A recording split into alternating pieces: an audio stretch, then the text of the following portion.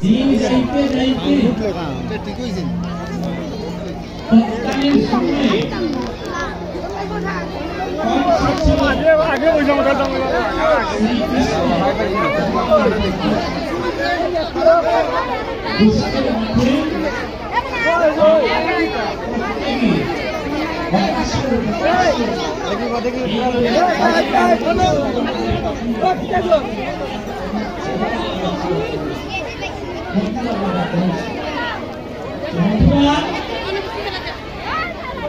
রাজা কংসের জমিদারি প্রথা ছিল, রাজা কয়েকজন জমিদার রাজা ছিল, তার মধ্যে নন্দরাজ ছিলেন একজন।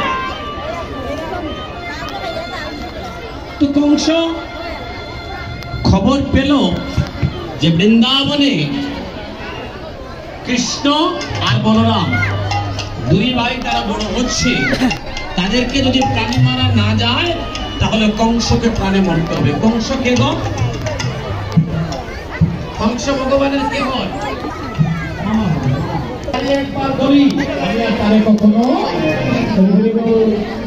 জানি না। কি হয়েছে জানেন?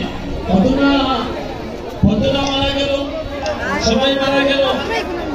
এবার ওই ধনুক পূজা করবেন না, ধনুক পূজা বলে একটা যজ্ঞের আয়োজন করেছে।